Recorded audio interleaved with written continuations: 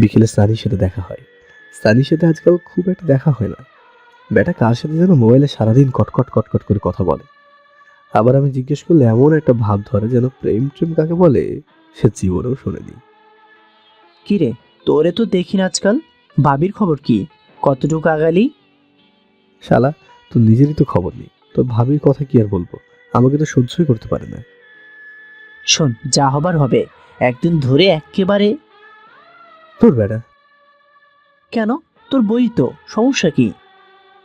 বউ না ছাই, এখনো ভালো মতো কথাই বলে না। দোস্ত, এটা কিন্তু ঠিক না। সে তোর বিয়ে করা বউ।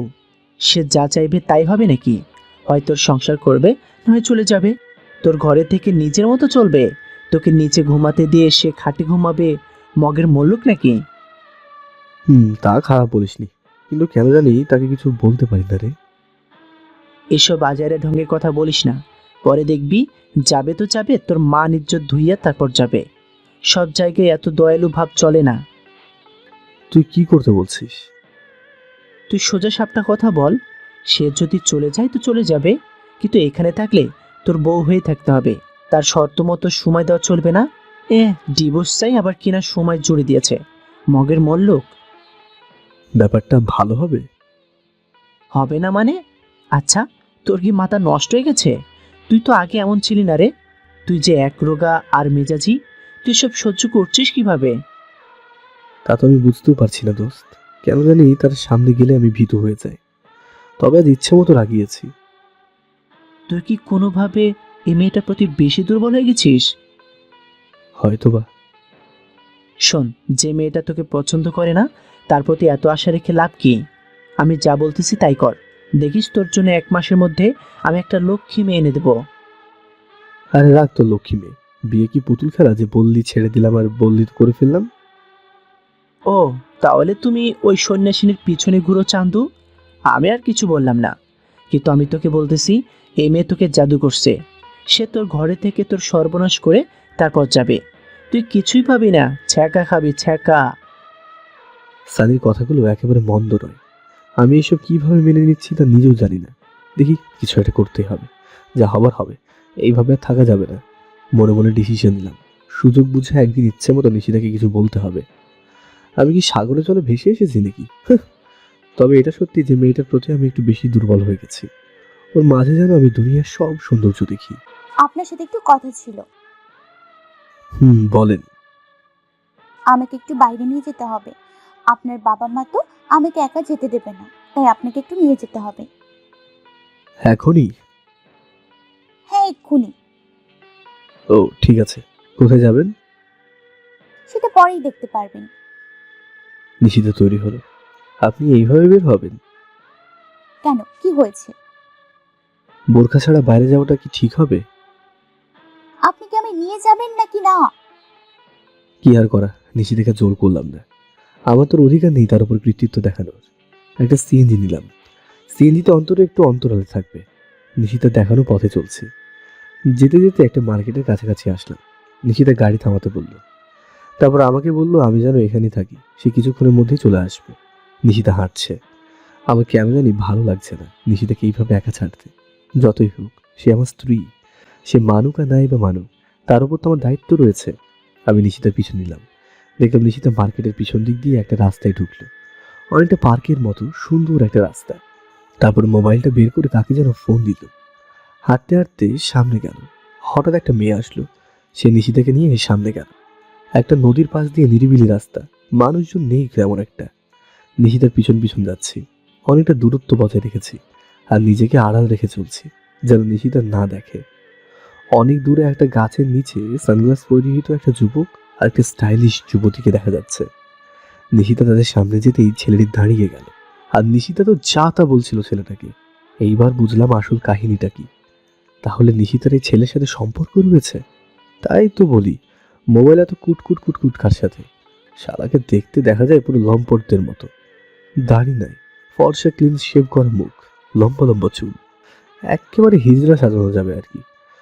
আবার আমার বউয়ের সাথে প্রেম করে, এখন আরেকটা মেয়ের সাথে নষ্টামি করছে। হ্যাঁ, ইচ্ছে করছে বেটাকে ইচ্ছে মতো থাপড়াই আসি। আপনারা আবার কিছু মনে করবেন না। শালা শব্দটা আমার ছোট থেকেই বলে অভ্যাস হয়ে গেছে। এই একটা গালি আমি জানি। খানিক পরে দেখলাম নিশিতা ছেলেটার সাথে রেগে রেগে যাচ্ছে। হঠাৎ দেখি নিশিতা ছেলেটাকে ঠাস করে একখান চড় মেরে চলে আসছে। আহা, কি যে ভালো লাগলো। আমি দ্রুত সিএনজির কাছে চলে আসলাম। একটু পর নিশিতাকে আসতে দেখলাম, চোখে পানি টলমল করছে, কাঁদো কাঁদো অবস্থা।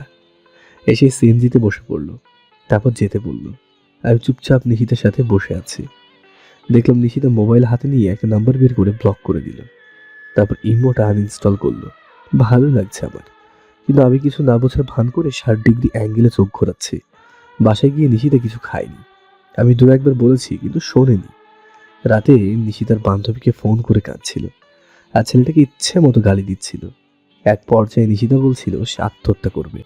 মেয়েদের এই এক সমস্যা, কিছু হলেই ভেঙে ফেলবে, কেটে ফেলবে, মরে যাবে, আরো কত কি। মনে মনে ভাবলাম, বলা তো চায় না, কি করে বসে।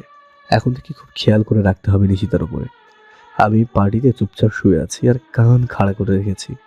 অনেকক্ষণ পর নিশিতা খাটে এসে শুয়ে পড়ল, আর কোনো শব্দ পাইনি। হঠাৎ মধ্যরাতে খেয়াল করলাম কোনো কিছু শব্দ পাচ্ছি। দেখি নিশিতা খাটে বসে বসে কাঁদছে। কি করব বুঝছিলাম না। নিশ্চিত ওই লম্পটের জন্য কাঁদছে। মেজাজটা ফাটছিল খুব, তাই বাতিটা জ্বালালাম। বাড়ি জ্বালাতেই নিশিতা চমকে উঠল। ওই লম্পটটার জন্য কাঁদছেন? মানে? মানে ওই যে একটা লম্পট, যে আপনার বিয়ের সাথে সাথে আরেকটা সঙ্গী জুটিয়ে নিয়েছে, তার জন্য কাঁদছেন কিনা? আমি যার জন্যই কাঁদি তাতে আপনার কি? না, আমার তো কিছুই না। আমার ওই লম্পট ছেলেটার কিছু না, কিন্তু আফসোস লাগছে এই জন্য যে আপনি কতটাই বোকা। আমার ব্যাপারে আপনার নাক গলানো লাগবে না। নাক গলাবো আর কি করতে? যার বিন্দুমাত্র সাধারণ জ্ঞান নেই তার ব্যাপার নাক গলানোর কোনো মানেই হয় না। কি বলতে চাইছেন আপনি? বলতে চাই, যার জন্য আপনি নিজের স্বামীকে বঞ্চিত করে অপেক্ষা করলেন, সে আরেকটা মেয়ে জুটিয়ে আপনাকে ভুলে গেল। যার জন্য এই মাঝরাতে চোখের জল ফেলছেন, সে হয়তো এখন আরেকজনের সাথে প্রেম আলাপে ব্যস্ত। যাকে ভেবে আপনি খাওয়া ছাড়লেন, ঘুম হারাম করলেন, হাসতে ভুলে গেলেন, সে দিব্যি কোনো না কোনো রেস্টুরেন্টে বসে আরেকটা মেয়ের হাত ধরে বাহারি রকমের খাবার খাচ্ছে। হাসতে হাসতে পেট ফেটে যাচ্ছে, রাতভর প্রেমিকার সাথে আনন্দে মত্ত হয়ে আছে। যার জন্য আপনি নিজে আত্মহত্যা করতে যাচ্ছেন, সে আরেকটা মেয়েকে নিয়ে নতুন জীবনের রঙিন স্বপ্ন দেখছে। সে সব দিক থেকে আপনার থেকে এগিয়ে আছে। বড্ড চালাক বটে ছেলেটা। কখনো কি ভেবে দেখেছেন, যে ছেলেটা আপনার বিয়ে হতে না হতে আরেকটা মেয়ের সাথে নষ্টি ফষ্টি করতে পারে, তার মনে আপনাকে নিয়ে কিছু আছে বা ছিল কিনা? আর এত দ্রুত সে আরেকটা মেয়ের সাথে সম্পর্ক করে ফেললো কিভাবে? হ্যাঁ, একবার কি মনে হয় না আপনার সাথে সম্পর্ক থাকাকালীন তার একাধিক সম্পর্ক ছিল কিনা? সে কখনোই আপনার যোগ্য ছিল না, অথচ আপনি এমন একজনের জন্য নিজের জীবনটা নষ্ট করছেন যার কাছে আপনার বিন্দু মাত্র মূল্য নেই। আপনাকে আমি অনেক বুদ্ধিমতী ভাবতাম, কিন্তু এখন বুঝতে পারছি আপনি কতটা বোকা। কারণ আপনি নিজেকেই ভালোবাসতে জানেন না, যে আপনাকে মূল্যই দেয় না তার জন্য নিজেকে শেষ করছেন। হ্যাঁ হ্যাঁ, আপনার কাঁদাই উচিত, কাঁদুন, হাউ মাউ করে কাঁদুন, দেওয়ালে কপাল ঠুকে কাঁদুন, নিজেকে শেষ করে দিন। কারণ আপনি তো সস্তা। আপনার মা নেই, বাবা নেই, ভাইও নেই। ওই লম্পটের সাথে পরিচয় হওয়ার আগে তো আপনি কখনো হাসতেন না, এখন হাসবেন কি করে? ওর সাথে পরিচয় হওয়ার আগে তো কখনো খেতেন না, এখন খাবেন কি করে? ও আপনার জীবনে আসার আগে তো আপনি কখনোই স্বপ্ন দেখতেন না, এখনই বা দেখবেন কেন? কারণ না, সে ছাড়া আপনার গতি নেই তো। তাকে ছাড়া আপনার চোখ, নাক, মুখ, হাত পা কিছুই চলবে না।